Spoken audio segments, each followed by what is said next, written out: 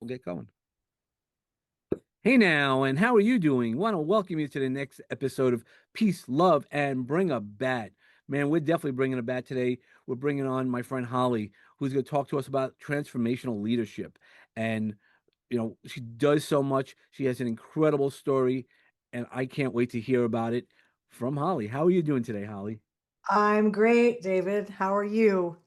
I'm doing well. Life's Good. good. Life is good. I agree. Yeah, yeah. I know part of your story, and I'll have you share it. Is you went through a really scary period medically, and that doesn't even say the whole thing. Why don't you introduce yourself and start to tell us a little bit about yourself? Sure. Well, the things I'm most proud of is I have 8 adult children and 19 grandkids and a fun-loving husband. So those are the things that I would put at the top of my list, definitely, especially after a life-threatening near-death experience.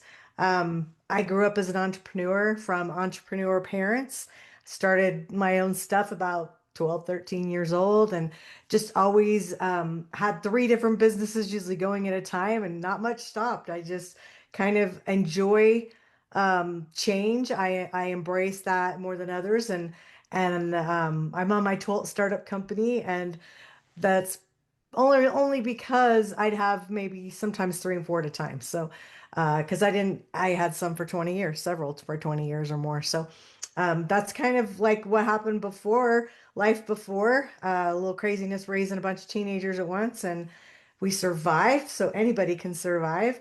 And then COVID came, and we all suffered, the whole world at the same Yeah. time.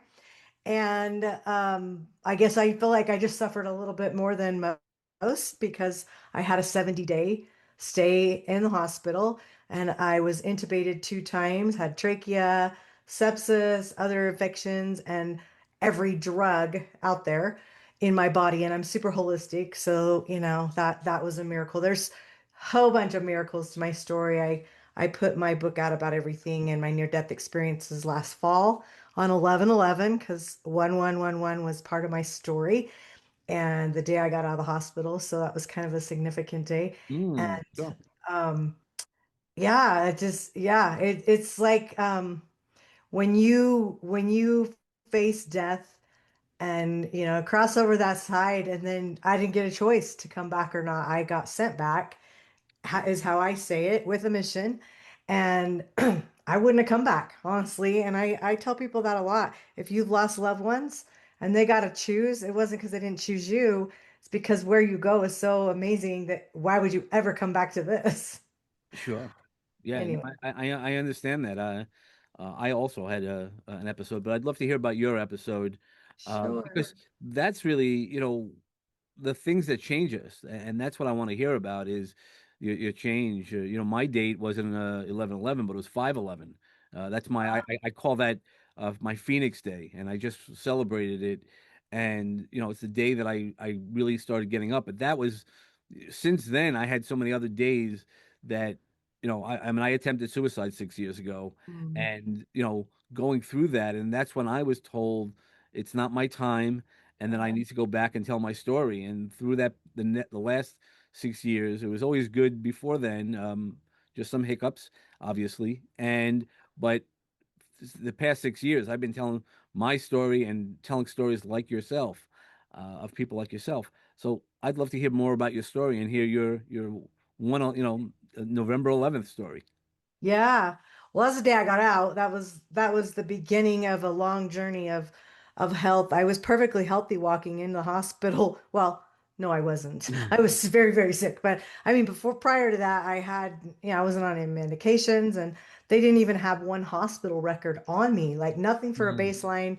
And the first like 4 weeks of the first hospital that I was in, they ended up having like 422 records. Like it was nuts from going from nothing. Walked in on no drugs, walked out on 12. mhm. That was challenging, especially because I'm really holistic.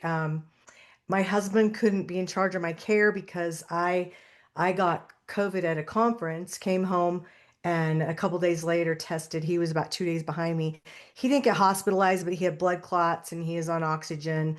Boy. Um, but they wouldn't let him in. Like when I was at home for a week before I agreed to go to the hospital, just because what are they going to do for me? You know what I mean? And Right. it's like the ventilator word was like the F word, and Mhm.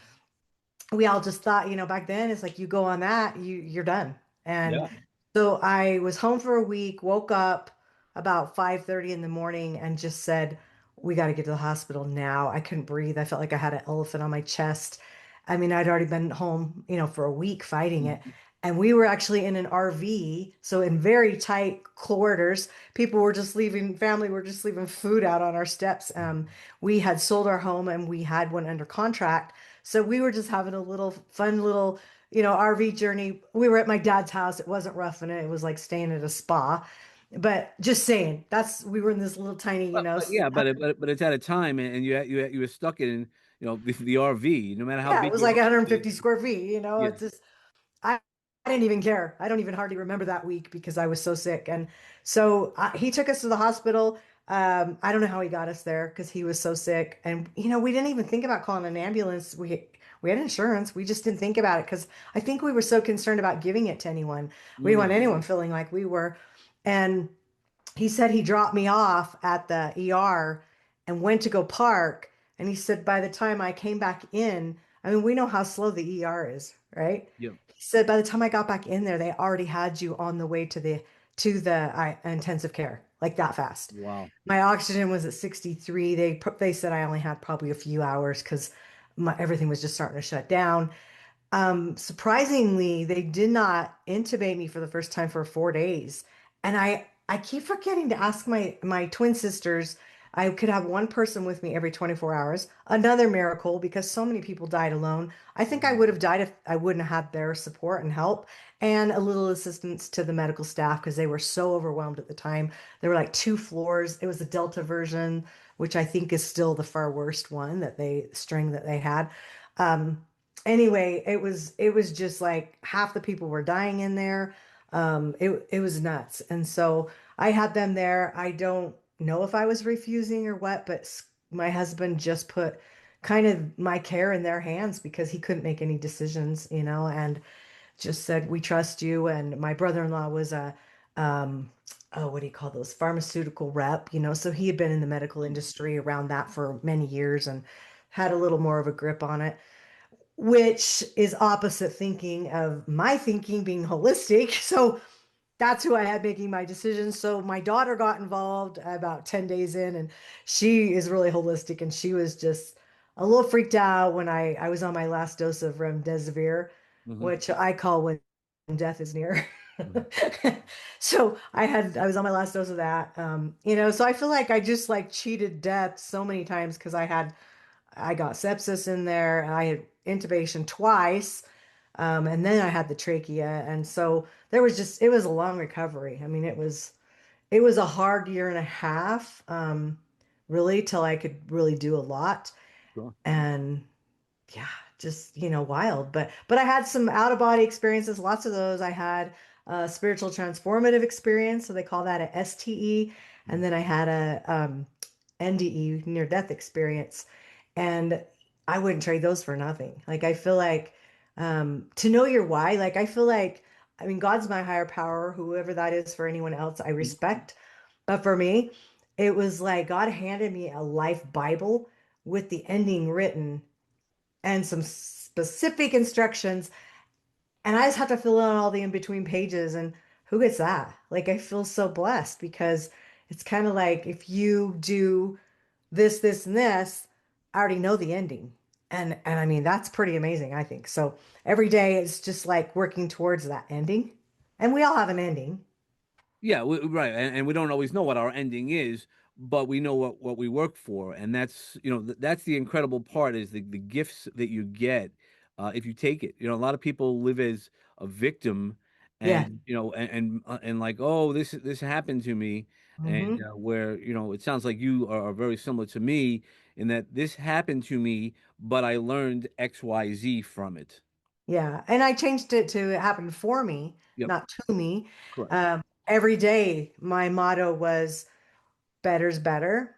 Mhm. And what that means is, what can I do today to be better than I was yesterday? And Mhm. I was specifically back then, it was about what can I do to be healthier? What can I do for, to move the needle so I could keep getting better because I was focused on wellness, and that takes you out of that victim mode. I didn't want to be sick. I'd never been sick in my life like that. And so when, my mom was always so sympathetic to people with pain and people with health challenges, which she passed away from Parkinson's, so she suffered on her own. But I always just like, suck it up, buttercup, and I just didn't have that knowledge of what they were going through until I did. And now, of course, I'm so much more sympathetic to people with pain, especially because I mean, I would hurt from like literally, I remember for a few months, I lost like 85% of my hair. So it was like this long. And I remember just like if you barely even touch a hair on my head, the nerve Mm. endings were just, oh, it was just like awful. And my legs would ache all night long. They'd just sit there and throb. And so literally from the top of my head to my toes, I would be in probably daily about a level 7 pain to Wow. never have that. And it was just, and I'm not one that takes pain meds, and I didn't want to I mean, I came out of that hospital not addicted to anything, which is another miracle for all the drugs they have me on. I was on a lot of stuff. Yeah, no, no, especially. I mean, me too. The ironic part is I worked for Pfizer for 30 years, Oh, wow. 20 years of my career. And I'm always like, no, what do I do? Even just recently, Yeah. I shared with you and I've shared with the audience, I had a heart thing. So they gave me all this medication. I go 6 months. I go, we're gonna work on how to get me off in 6 months. Yeah. And they're looking at me. I mean, even the doctors, when they go, you have to change your diet. I go, it's done. Yeah. I'm in that it's done. Like, okay, you don't need to tell me, I know what I went through. You know what Right. you went through. And, during my experience, I mean, this experience, I just felt the God energy or whatever. I was like, no, I'm gonna be fine. And Yeah. this is the focus I needed. That's why while I was in the hospital, I told the job that I was working at, I was like, I'm done. I'm not Yeah. I'm not your COO anymore. I'll help transition Sure. and things like that. I knew what I wanted. And so when you had your NDE, right? So the near death, but you also had a spiritual Mhm. experience. How do you differentiate the two? Well, I honestly, it took me 2 years after. So if you have a near-death experience, from what I understand, people have told me, by what people have told me, is that it takes like sometimes 10 years to unpack it all. So I'm Mm. still not even 5 years in. I will say it took 2 years to find out a lot of things. But I didn't know there was different names till 2 years later. So I just thought I had two near-death experiences and a whole bunch. I knew the out of body. I knew those what, so how I would explain those, and this is my Yeah, explanation. It's no sure. scientific, it's no, whatever. It's for to me to You and me understand. talking. Yep. So hopefully I can explain it that someone else can understand, but in my head it sounds right.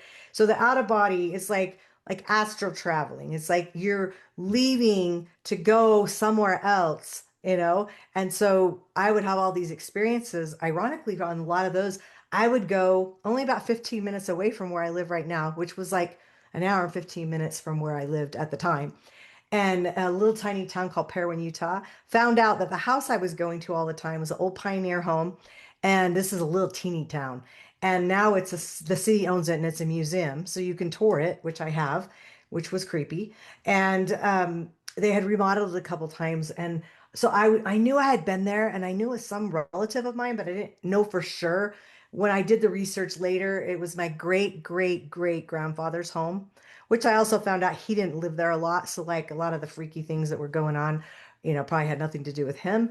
But I would go there, and ironically, I was well enough in my head that I knew that if watching my body in that bed, if it didn't come with me on my journey, I might not get it back. Like I was Mm. smart enough to figure that out somehow. So me and my bed, we would travel and we would go. And so I would travel on these journeys in my bed, and then I would get out of my bed to go do whatever I was doing. So those were those. And then the spiritual one, which I thought was just a near-death experience, which some people still say it still is, because I think they only like cloned STE, spiritual transformative experience, in recent years. Yeah. So, it depends who you ask, but doesn't matter. Anyway, Yeah, you had an that's experience. what I we mean, label it, right? right. That's why, like, people have asked me, "Have you had a near death experience?" I'm like, "Well, I don't know because I know with my suicide attempt, I was like, yeah, I was prepared to die. Like when I closed my eyes that day, I was like, okay, I'm gonna meet God, whatever that means to me, and I didn't, and eventually, I met Grandpa Mike, which I don't have a Grandpa Mike, but I had a conversation with somebody like, no, it's not your time. Go back, like. Like You you're need to not do some more research. I'll bet you do have a grandpa Mike. He just might I be don't. black. I've spoken to some mediums friends, and I'm a medium, and I'm like I think I know who it is, and so I know who it is, but with an ex-wife's family, Oh, and yeah, but it was like go back and go back, and you need to tell your story. You know, he was the guard to do that. So I remember that, and so I go, all right. So I didn't die because nobody really knew. But I'm like, is it a near death experience? But I go, it's a spiritual. I go, it doesn't matter. yeah, I've had other spiritual things. I mean, I had a girlfriend who got killed by a drunk driver, and she would come to me uh, at times and kind of give me advice. And I'm like, and in fact, at one point when I was mourning her, she had said to me, there was like two graves, and she said, "You can come." She goes, but you don't belong here, and either get on with your living because I yeah, stopped living for a while, and or get dying. And she goes, but you don't belong here yet, and you got stuff to do. And one of the books I'm writing now is really about her. So it's when I go to this story, it's about unpacking. Is when he said go back and tell your story. I had no published books at that time. I now have multiple published books, and like yourself, and I'm like, okay, is it my story I'm supposed to tell? Is it the story of all of us, like yeah. on this podcast, or what? I'm like, I don't know. I'm just gonna keep going until they tell me, nah, man, you crossed the line. Yeah. When I came out of the hospital pretty recent after, I knew intuitively that I had two more books. Like I was done writing books. At that time, I think I had like 13. Mhm. And about half of my books were I was part of someone else's, they were part of mine. So not all of them were like my near-death shift book was my longest book for sure. It's like my story. It's kind of like I didn't want to really call it a memoir because I felt like I hadn't done a spiritual book, and I feel like that definitely was the first book, was the Mhm. spiritual and the near-death story. But it also is a personal development based around the SHIFT acronym, because it's called near-death shift. Yeah. And all of that like came to me while I was writing it. It was just like I was in such a spiritual place that it felt so right, Mhm. and then the second book, I was actually kind of mad because I didn't want to write any more books. So I was kind of like, really? So I always knew the first one was the spiritual book. And the second one, I pretty much know is the philanthropy book from what the second thing I was told to do in my near-death experience. And it's like the end of the story, kind of, as it evolves. So it's later. I don't have to stress about that right now. Phew, good thing, because I need a break. Anyway, Yeah, well, so tell me a little bit about your shift framework. I'd love yeah, to hear it because it's so interesting when I saw the explanation. I was like, oh, and I love anything with acronyms, as you know, like with the BAT, and when you can put an acronym yeah, in a great way to help true. teach and really move people forward. I think it's always Yeah. great. Well, and the personal development, like that's just who I am. I love it. So it's like to me, it's the teacher in me saying, it can't be spiritual without teaching you something. Whether or not you want to learn it, that's up to you. But here's the lesson. And Yep. so the SHIFT acronym was not, in fact, the book had a different title for 2 years. I really struggled. I usually can make decisions really quickly, and I struggled over that title for a couple months. And then this title came up, and I just knew that was it. And the shift, so it's called Near Death Shift, What Life Taught Me About Life, Business, and Purpose. And purpose was really what I came out of the whole journey with that I didn't feel like I had before. And that was another miracle. And so while I was writing, it's when the shift came out. And then it just flowed like what it was like. So it stands for surrender, hope, intuition, faith, and transformation. So surrender and transformation are the bookends of the word shift, and you really can't have one without the other. You can't Yeah. have transformation without surrendering. I mean, I'm sorry. If you You got to give can, up. You got to give up. you're You want to you. get better. You have to give up. You have to give up something. Yeah, Yeah. 100%. But they all just flowed, like it just came. And then the ironic thing was, um, I just felt really, I had an editor that was had some strong opinions in a good way. Um, but she was fascinated with near death. She had read probably every near death book or listened to the podcast out there. So she was the perfect editor. Like, and that came about at the end, you know.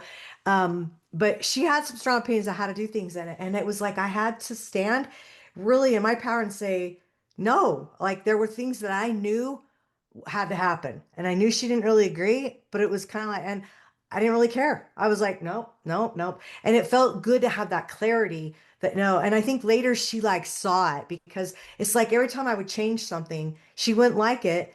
And then I'd go back because of what she said and I'd change it again, go back to her, and she liked what I had the first time. Oh, I would get so mad because I'm thinking that's when I finally was like, nope, this is my book and the inspiration's coming to me, not her. And I don't need to talk anybody into anything. You know, this is just, I'm going to just lay it out there and God's going to help me write this. And so that happened. And then when I had written my story doesn't change, you know, but there's 8 chapters at the end that are the personal development where I use other subjects like money and service are 2 of the chapters. And I use the SHIFT acronym in those. And I talk about people in history, you know, that gave service in past and present. And I had thought-provoking journaling questions and things like that. That was kind of the personal development side. But those 8 things, I'll tell you a story real quick. They were so inspired. So before COVID, I had an event called Prosperity Event, and it was a live event we did in Las Vegas every 6 months. And prosperity to me wasn't about money. I was never money motivated. I mean, we all need money, but it was like to me, it's the relationships, the community, the people. And so I would bring all these people together, and we would talk about how you could be prosperous. And so there was a program that I had never finished because COVID hit and we shut, you know, we weren't doing those events anymore. And it was called 8 Means, which eight, if you turn it around, is the infinity sign, which Right. was Right. my logo I Yeah, was right using on down. the prosperity events. 8 means to close the gap to prosperity. And so there were this service, love, you know, all these 8 things. And one day when I'm writing the book, I realized those are my last 8 chapters. The program was never finished because it's this book. That's the program. Right. And now we're using it for workbooks for retreats and all kinds of things are coming out of it. But I was like, oh my gosh, that's so crazy. I was always kind of like a little perturbed at myself that I didn't finish the program.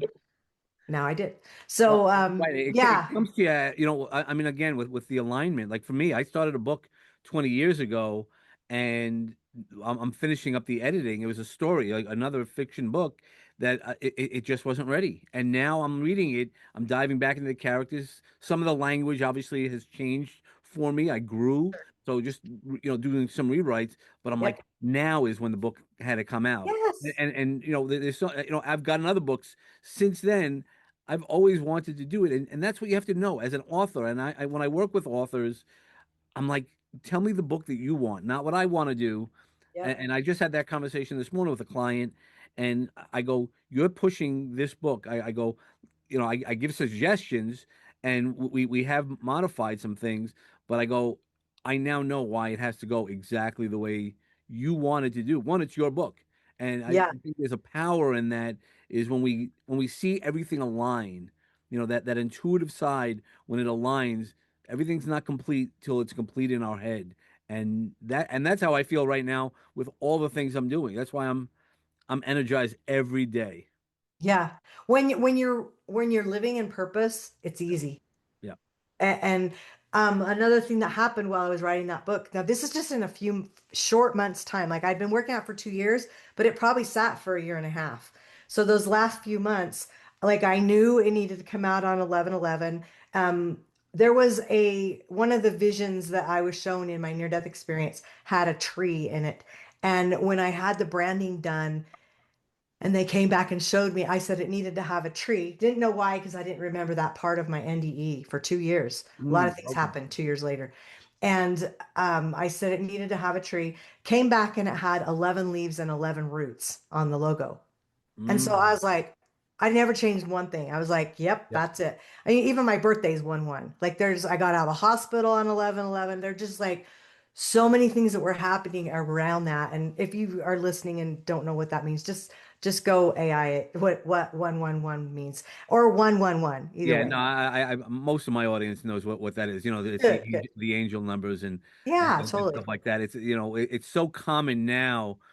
Years ago, right? You and I are at a certain age where, oh, if you would have mentioned angel numbers and all that Yeah. stuff, people would have been like, "You're crazy." That's 20 years ago, even. Yeah. yeah, yeah, that's woo woo stuff. Yeah. And again, I was one of those people who would have done that also. And the things that I've lived through and experienced, I'm like, nah, there's something there. And I when I learned Yeah. mediumship and all those things, I'm like, no, it's real. Like Yeah. I can't explain it. You don't want to believe that's okay, and you don't have to.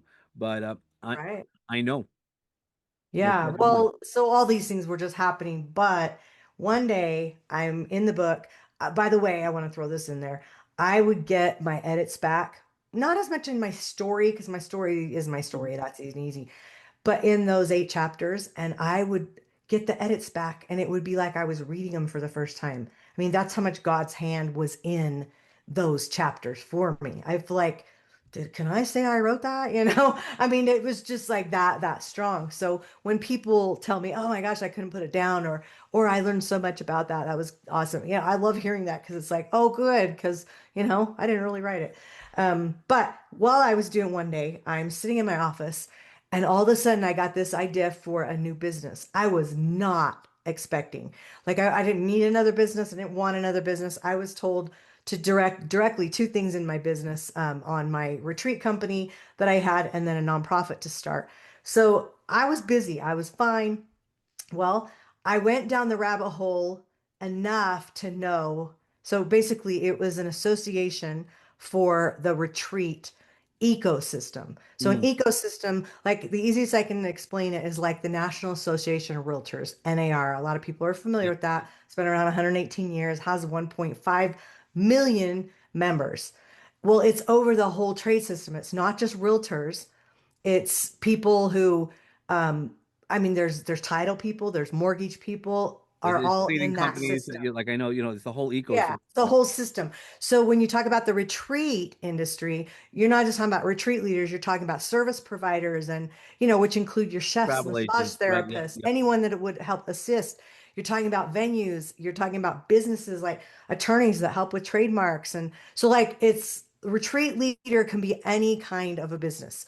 So I went down the rabbit hole to realize there was 2 to 3 million estimated just retreat leaders in the world, 2 to 3 million. And there is not an association for them to belong to. There's no professional standards. Everything's fragmented. People are just out doing their own thing, wherever, whatever. No one's governing it unless they are in some few states, like they're making it hard. And I thought, oh, so that of course that piqued my interest. I love being an early adapter. I love innovation. But then I was like, really? Like, I don't need another business.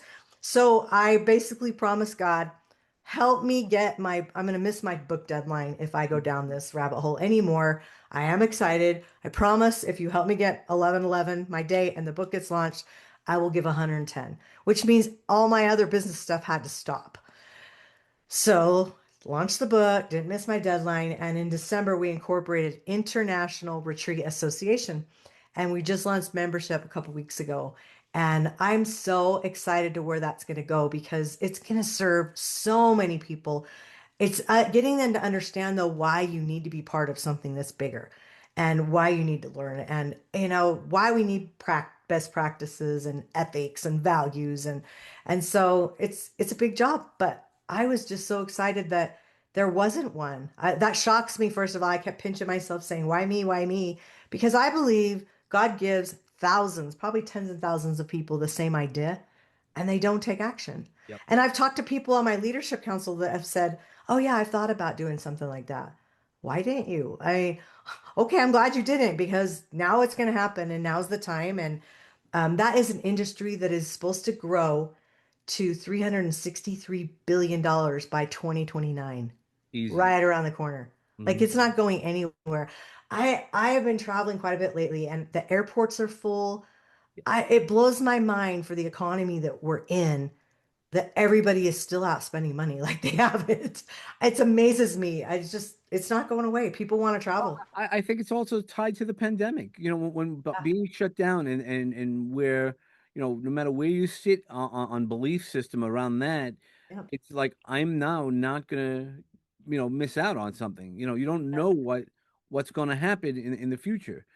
Right. You need to see what you want to see, and that's where I'm at in this. Like I was kind of playing the old rules, and I'm like now there are no rules. The rules Make your are own. as long as I'm not hurting anybody, Yeah. then guess what? I'm gonna go do it. I'm gonna do what I have to do, and and I see the rewards. So it also is the more that you risk, the more that you reward. Not necessarily financially, but it's when you show the universe you're willing to be all in.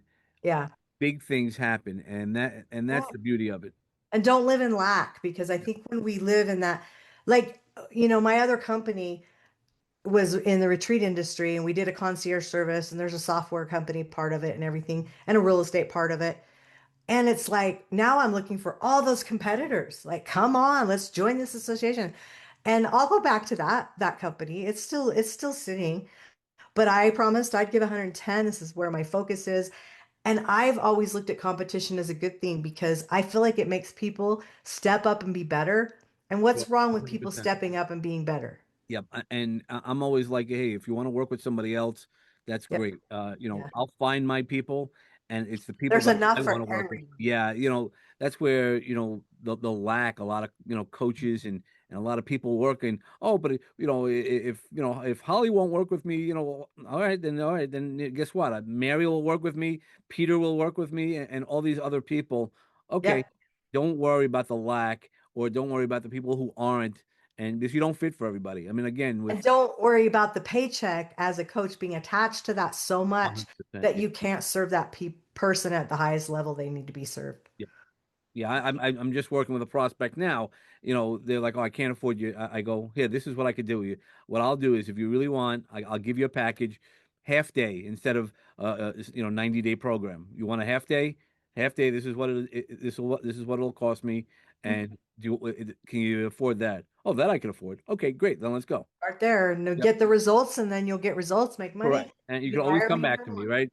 No, Yeah. nobody's ever going to say no. Yeah. Especially once I get involved with my clients, probably like yourself, they become family. Like, all right, so how do I help you?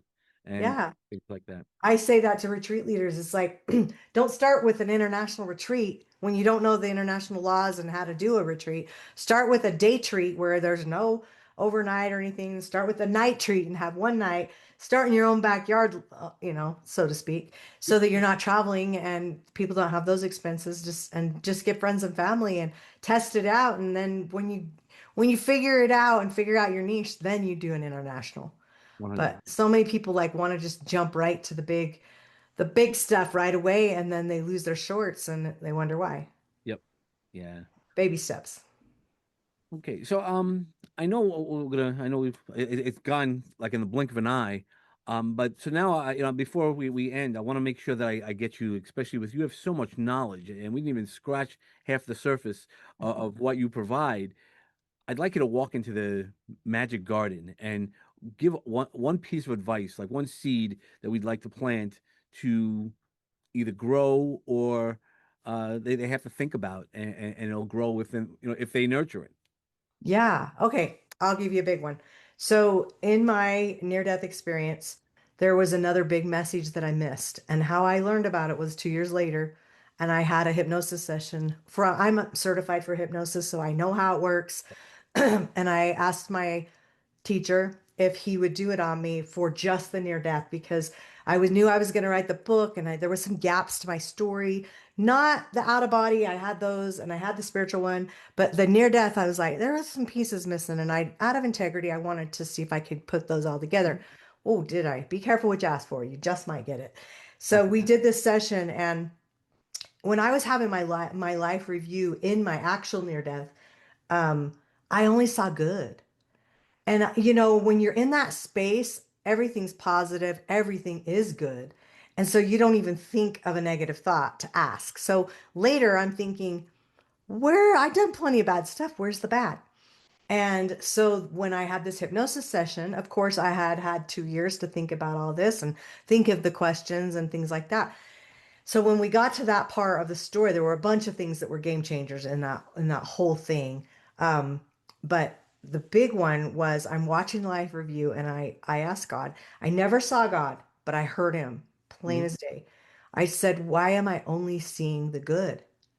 And God said, "I'm showing you the good because that's what matters."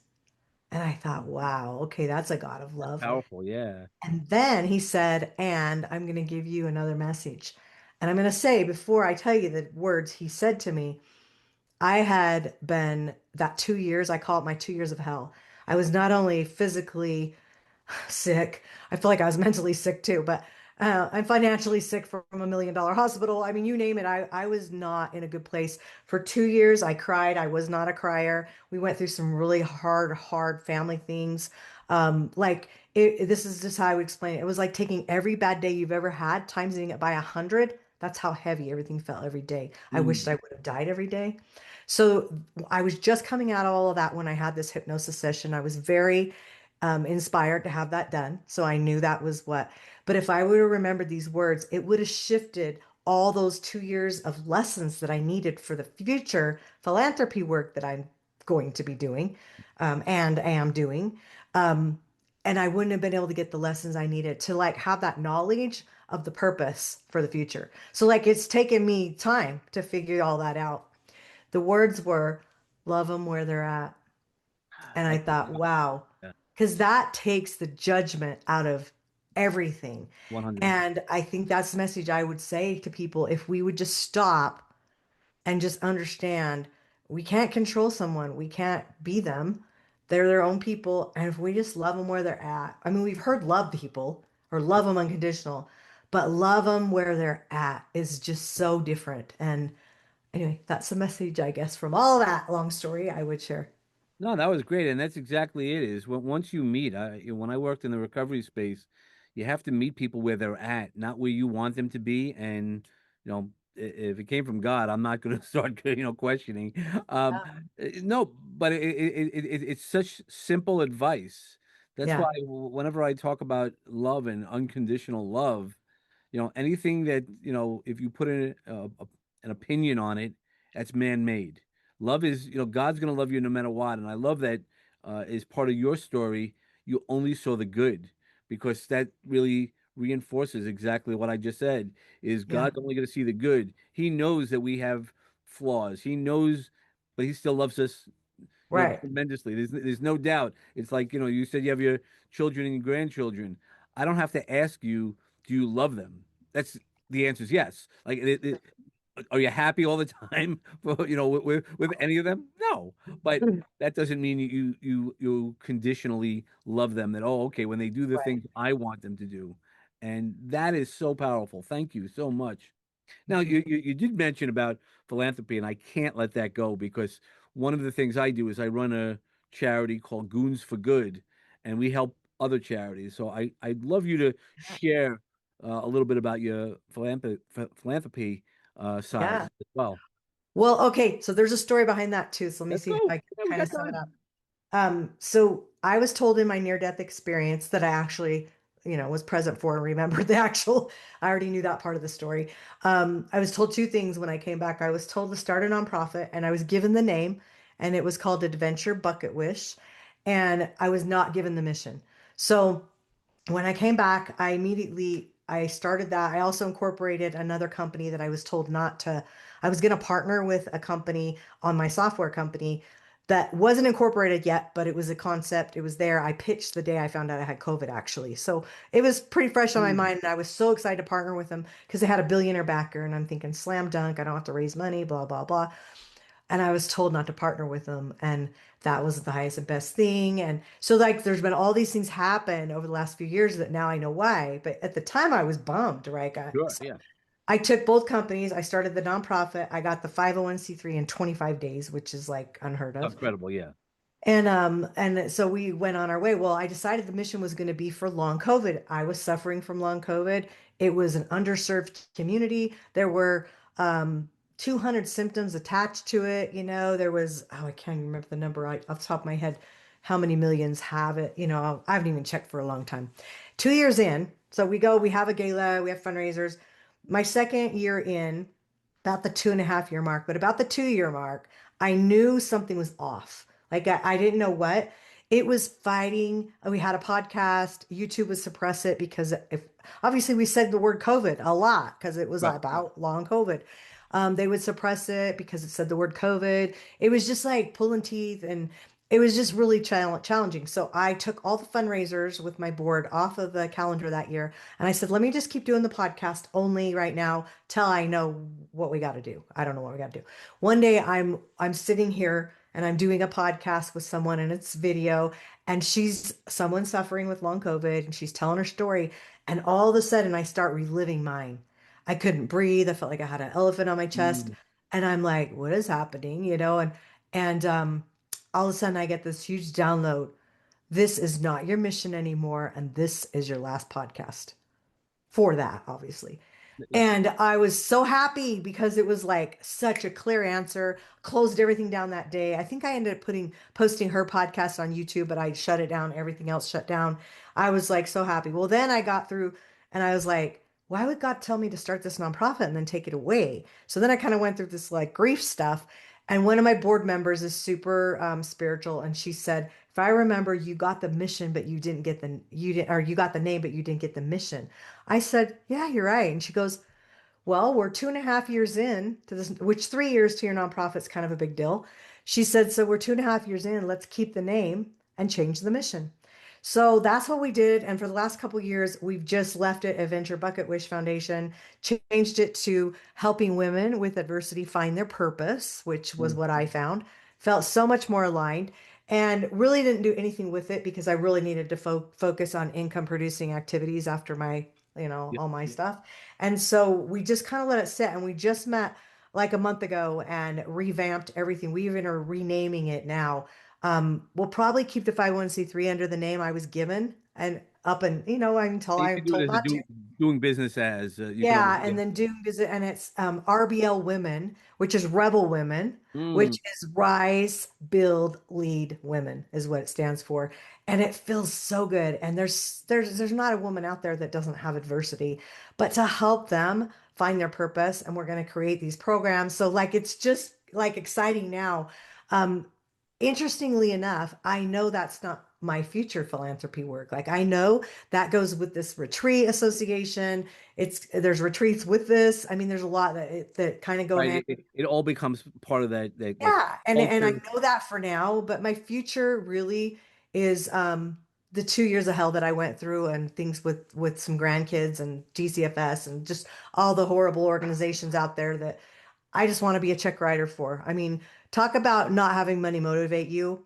That has shifted to where it's like, I know I want to be a check writer because I don't want to live in the ick. I already lived in the ick. I Right. saw what that is. I just want to write the checks to help fix it. So that's the future. It's in a totally different realm of the foster industry and the all that stuff later. Homes for boys, homes for girls as they age out. There's just like so much that I know is going to happen later. But right now, the focus needs to be income producing activities so that I'll be able to do that. So anyway, that was kind of a long story, but that was how it shaped. And I'm super excited to see where there's so many partnerships and collaborations now with this new Sure. mission. And E- I'm refueled. every new level teaches you not only something else, but it also gives you new connections to level up Yep. and how those connections interact with old connections and that's the weave that I when I see it, I'm a very visual person, and sometimes when I take the time, I could see how it all weaves together, and that's Yeah. why when people coming into my life like you now I'm going to be like, all right, now I have in that little weave, Yep. I know a guy. I know Yeah. somebody, where we'll weave in. I mean, that's why like that's how the goons works. It's Yep. I know a guy. I mean, that's really what it comes down to is, we're a 501(c)(3), so we can take money, but I love writing the checks to Yeah. give it to veterans. I love to give it to women's shelters and Yeah. things like that. So it's not my money. Right. I just got to get it to the right people, and it's Yes, people absolutely. that I've gotten to meet over the years. I've been in some of the craziest situations that I've been blessed to be part of families and help them through some of the most darkest days of their life. And they knew that when I showed up, they would, the Uncle Dave comes in and comes in and, not always writing a check if we don't have money, but Yeah. Uncle Dave is there. And that's added so much to my life. I mean, I have, stories upon stories, and people are like, how'd you do that? I don't know. I just did. I have a skill set and I used it. I love that. Well, there's so many ways you can support people, other even, financial helps, absolutely makes the world go round, but there's other ways you can support people. And, for years, mine was always like in donations. As I was raising my kids, I didn't have that extra income to I mean, I Yeah. was raising 8 kids, believe me, it was expensive. But I Yeah. was in Rotary International. I served there I mean, I was on the board. I was over a couple, helped on international conferences. And so like I was giving service in time. And time to me, a lot of people just want to be the check writer and they'd rather not give service. And it's like I feel like that was more what I did was I'll give you my time because I couldn't give you the money. Later I want to be able to do that because time 100%. matters more as you get older, right? And I don't want to waste a breath. That's what I lost, while I was in the Mhm. hospital and I don't want to waste any time. I want to be as productive as I can and cross my fingers my health comes with me. Better's better. And watch out. Yeah, right. We don't know how much time we have. We do as best as we can to use that time as best as possible. Yeah. Yeah. So we're rolling out on the end of the our time together for this episode at least. Where can people find you, and where can people find all the amazing things that you're doing? Yeah. Well, I have created a link tree that if you'll just share that in the show Of notes, course. Yeah. that'll get you to, gosh, my websites, the association information, all my socials, what every web pages. I mean, you name it, everything's on the book, everything's on there. So one link will get you wherever you need to go. That's awesome. We'll definitely put it in the show notes, of Thank course, you. and I'll share that all with you. And so, thank you so much for all of this. This was a really enjoyable experience, and thank you for hearing your story and all the amazing work that you're doing. Well, you too, keep doing great things. Yep, that's what we got to do. That's how the world shifts. Yeah. Thanks. And everybody else, just as always, want to wish you peace and love in your life as your foundation. Start there, and you can't go wrong. We heard it from God earlier, right? Just love everybody where they're at. And, when you bring a bat, just be awesome today in whatever day you're going through and bring some awesome, awesome thoughts. Thanks so much, everybody.